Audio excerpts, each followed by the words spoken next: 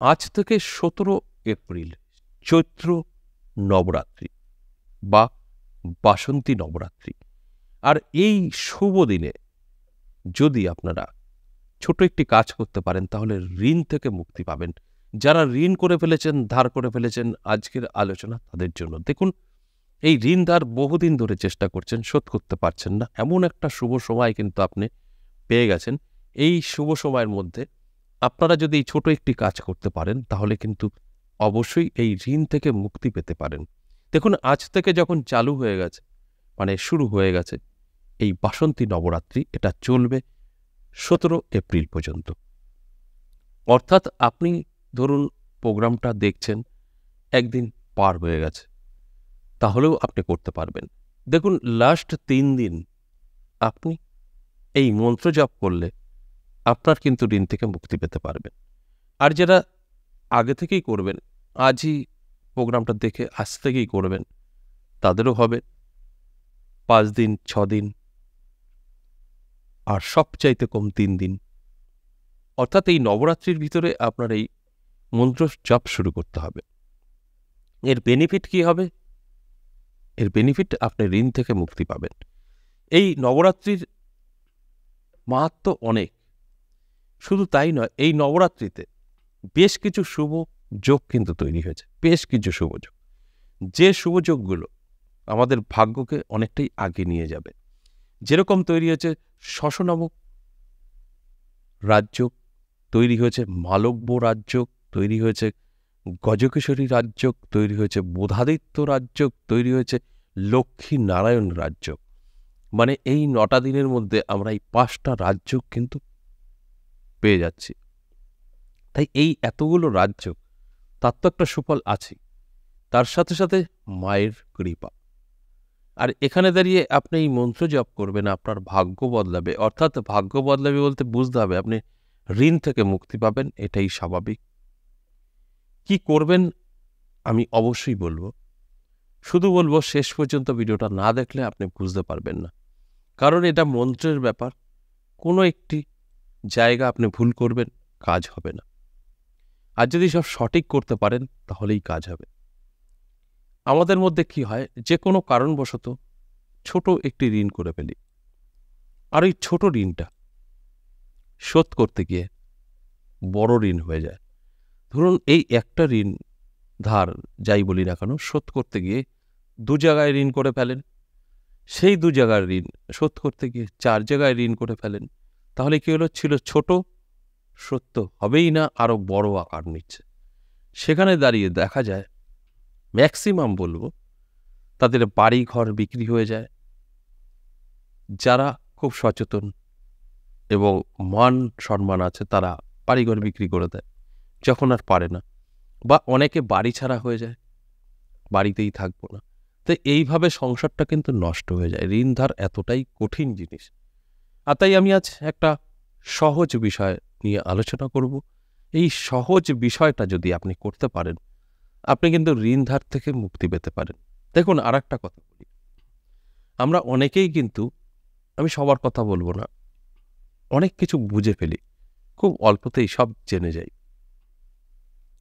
তাই তারা হয়তো ভাববে যে আমি এটা এই নবরাত্রিতে করব বা আজ করব, কাল আমি সব মুক্তি পেয়ে যাব। তারা সমস্তটাই ভুল জানেন।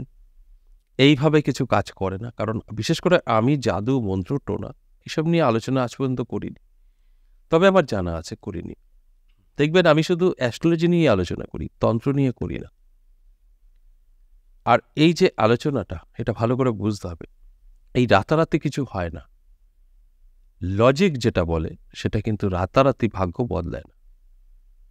আপনি এটা করবেন, আপনার ধীরে ধীরে নেগেটিভিটি কাটবে। আপনি কেন ধার করেছেন, কেন ঋণ করেছেন, কোনো কারণ আছে, কোনো না কোনো গ্রহের কারণ আছে। সেই নেগেটিভিটিটা কাটবে, গ্রহটা ভালো হবে। ধীরে ধীরে ধীরে ধীরে আপনি কিন্তু ঋণ থেকে মুক্তি পাবেন, যেটা এর আগে কখনোই সম্ভব না। একটা ঋণ শোধ করতে গিয়ে 2টো করেছেন, যেটা বললাম, বা 2টো শোধ করতে গিয়ে 4টে করেছেন, তাহলে কি হলো, আপনার কিন্তু কমছে না, ঋণটা বেড়েই চলেছে, বেড়েই চলেছে।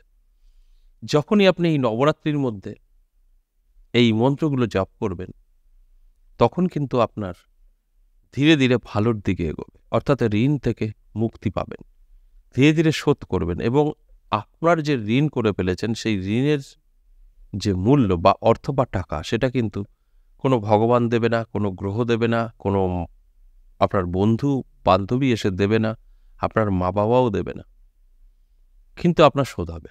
কিভাবে হবে? আপনার ইনকামের রাস্তা বা আপনার কাছে এমন কিছু যোগাযোগ তৈরি হবে, ওই ঋণটা শোধ করতে পারবেন। এখানে ইনভলভ আপনি নিজেই থাকবেন। সেখানে দাঁড়িয়ে কিন্তু আপনাকে বুঝতে হবে যেটা সময় সাপেক্ষ।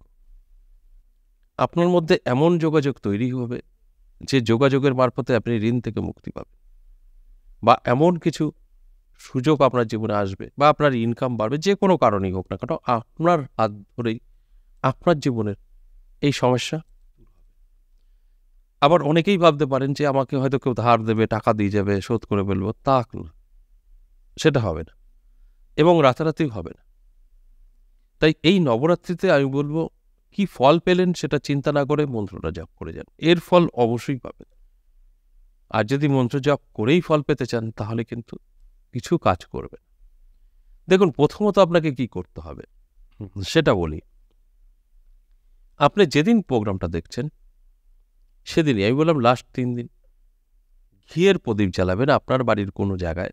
আপনার বাড়ি বলতে আপনার ঘরের মধ্যে যেখানে শুদ্ধতা সবসময় থাকে, সেটা ঠাকুরের আসনের সামনে হতে পারে, ঈশান কোণে হতে পারে, ঘরের যে কোনো জায়গায় শুদ্ধতা, যেখানে কোনো নোংরা বা অসুচ রাখা হয় না, বা সেখানে পবিত্রতা বজায় রেখে সেই একটা জায়গা আপনার থাকে, সেরকম কোনো জায়গায়, কোনো নির্ধারিত জায়গা নেই, একটা ঘিয়ের প্রদীপ জ্বালিয়ে দেবেন।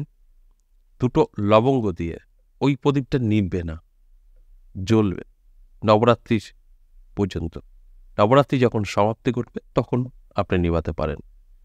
তার সাথে সাথে ওই প্রদীপের সামনে প্রত্যেক দিন স্নান করে উঠে বসে একটা মন্ত্র জপ করে যাবেন 108 বার করে। ওং আয়াম হ্রিম ক্লিম চামুণ্ডায় বিচ্ছে। আমি আবারও রিপিট করছি, ওং আয়াম, ওং আয়াম হ্রিম ক্লিম চামুণ্ডায় বিচ্ছে, ওং আয়াম হ্রিম ক্লিম চামুণ্ডায় বিচ্ছে। এই মন্ত্রটা 108 বার করে জপ করে যাবেন। যখন কমপ্লিট হবে, তারপর কি করবেন? ওং খাড়ায় নমঃ। এই যে মায়ের হাতে যে খাড়া থাকে, ওই খাড়া, ওটাকে আপনি আহ্বান করবেন, ওং খাড়ায় নমঃ। এটাও 108 বার। এই 2টো মন্ত্র জপ করুন, দেখুন আপনার কি হয়। যখন নবরাত্রি শেষ, আর করার দরকার নেই। তারপর থেকে দেখুন আপনি ঋণ থেকে মুক্তি পাবেন, ধীরে ধীরে আপনার সমস্ত কিছু পরিষ্কার হয়ে যাবে, আপনার আয়ের রাস্তা খুলবে, শত্রু দমন হবে। মায়ের খাড়া কিন্তু শত্রু দমন করে। তাই এই 2টো মন্ত্র জপ করুন। আচ্ছা, এই পর্যন্তই। আবারও আসবো নেক্সট ভিডিও নিয়ে। ততক্ষণ ভালো থাকুন। নমস্কার।